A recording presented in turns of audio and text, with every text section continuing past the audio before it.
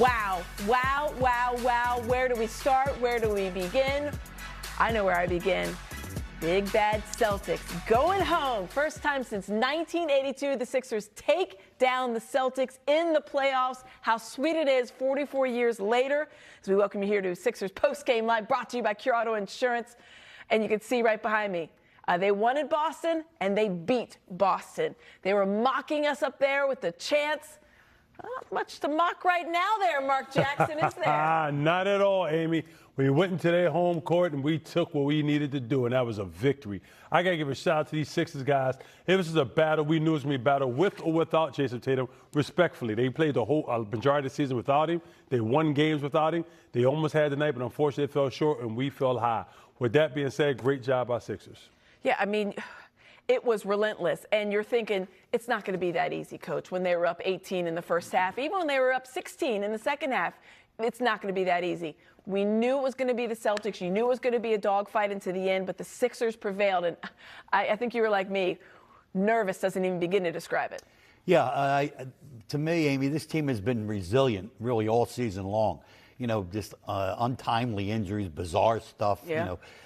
Paul George getting suspended, Joe, the appendectomy, but I think they believed. And once they, saw daylight in this series, I mean, they just went for the jugular. They won 3 games in the Boston Garden in a 7-game set.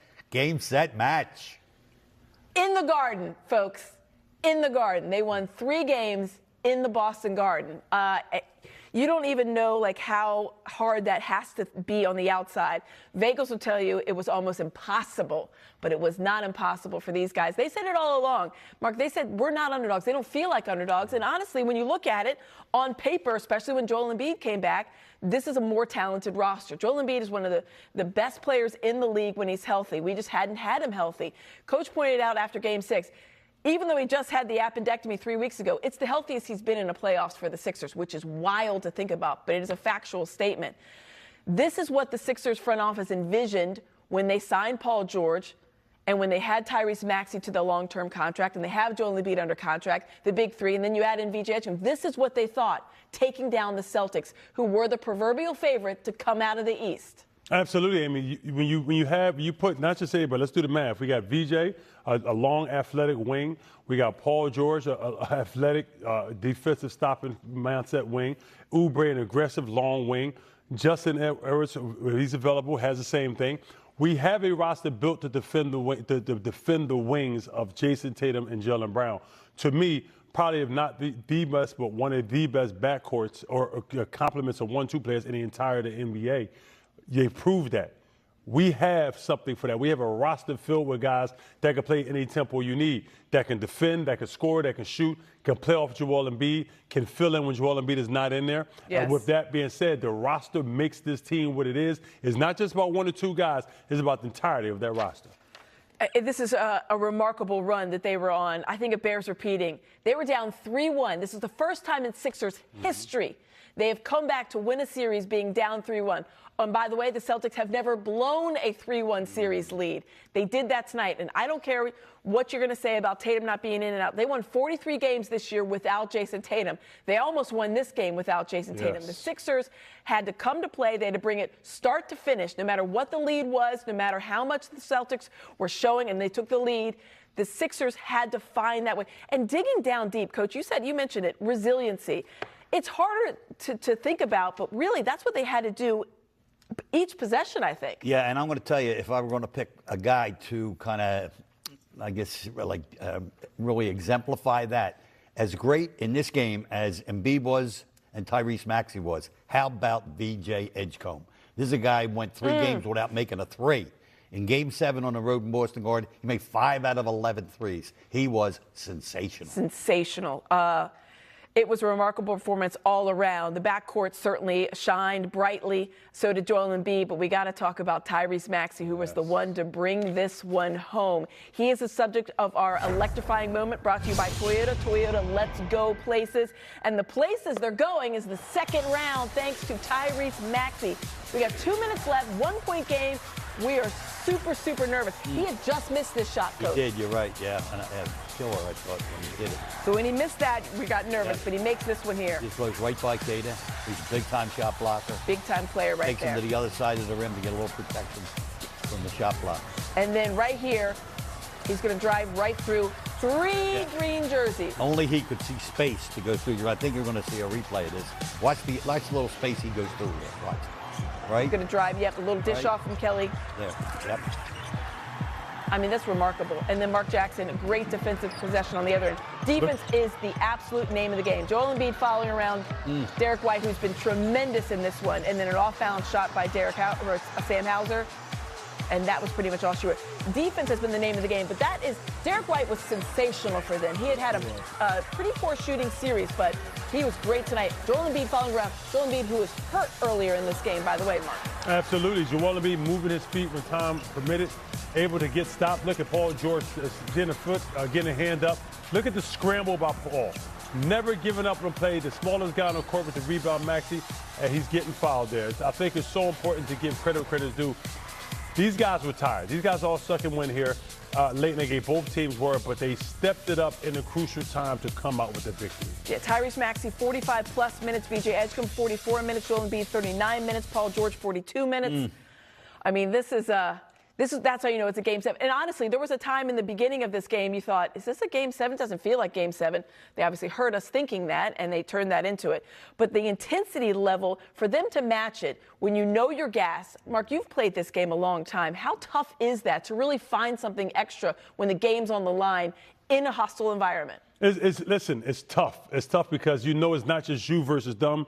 The other team is you versus them, and everybody in the arena hates your guts and wants you to lose. So you got to step up with that. But me, I'm telling you, true competitors really love these away games because you get more fuel when you feel the barking coming from the opposing fans. And I'm quite sure Maxey, Joel Embiid, and to me, I don't know about y'all, I know his numbers say one thing, but to me, Joel Embiid was gassed. I thought he was really gassed, and I thought that little extra pep of the crowd being in his ear talking negative he talk. liked that. I think, we said it. He's used to be one of the biggest trolls in the NBA. He loves that. It makes him get energized for it. You see what happened. Yeah, you heard him after Game 5, and he said, I love playing at home, but I also love making shots on the road. And he feeds off of that. He feeds off of talking. We saw him talking to Jaylen Brown a little bit there, Coach. But Joel Embiid, to obviously be gassed, you saw that. That's a lot of minutes for him. This was a very physical game. They were trying to push him around. He found that great defensive stop at the end. He found a couple of buckets at the end as well. Yeah, and I thought he did another great job because they doubled him a ton of times when he had that ball down low, and he had played the whole game that he played with one turnover. I think he had 6 assists to go with his points and 12 rebounds. Yep. He was the poise that he showed. Maybe it was, you heard him say he was tired of losing Game 7. Well, he was very determined to play a highly efficient game, I'm going to call it. And those numbers you're looking at right there, that's what that exemplifies. Yeah, he's been 0 for 3 against the Celtics. You can make that now 1 for 3 against the Celtics because he was determined to beat this team. He talked about how much he hated losing to the Celtics. We feel you. It's been, as I mentioned, 1982, the last time that they beat the Celtics in a playoff series. This is our Fulton Bank Banking Better Together game changer, and Joel Embiid with his 34 points, 12 rebounds, and 6 assists. He shot 46%, and he was 9 of 11 from the free throw line. That's something that I know, Coach, we talk about a little bit, but I don't think you can underestimate the importance of his free throw shooting. Because he's a big man, they just assume that he's not going to be that good at it. And he 9 of 11. Those are extra points when it's a tight game. That's so important. Yep, and how about the body control on that shot? Oh, that's unbelievable. And he had made one of them earlier. 7-2 guy with that kind of body. He blocked there on Jaylen Brown going to the goal with, I believe, it was the left hand. Yeah, a couple of blocks for him. And then you're looking at 6 assists to just 1 turnover. He had 8 assists in the previous 2 games. That is something that's been really important. When people ask, what's the difference in his game from a couple of years ago? It's his ability to pass, not just out of the double team, but really sometimes in the open court, Mark. Absolutely, but we watched his maturation doing that. Early in his career, he struggled when teams doubled, but he really improved on that, helping spacing, helping him. Oh, talking greasy, Jaylen Brown. Let's go. I know, right? Yeah, whoa. And, it's interesting because The seizure will continually get better if he's been so dominant, it's been special, and he come in crucial parts of the game when you need it. And right now, the way he's playing, him going small, listen, you seen him breathing hard. Like, he chased some guards around, it means something. But if you can destroy him on the other end, it balances out. Let me ask you something on a personal level, because you obviously, we've all covered Joel Embiid his entire career, but seeing him achieve this, a Game 7 victory, legacies are built in the playoffs. We know that. Legacies are certainly built in Game 7s. When you see what he has been dealing with, 3 weeks ago he had an emergency appendectomy. He got banged on the knee by his own teammate. He had some kind of like oblique, I don't know what was going on there, stretching it out. He's fighting tooth and nail. Personally, what do you feel seeing a man that's gone through everything he's gone through, getting a Game 7 win in Boston? Mark, I'll start with you. Listen, I'm telling you, it has to feel good. It has to feel like relief off his shoulders. So, it feels like, okay, I got the monkey off my back now.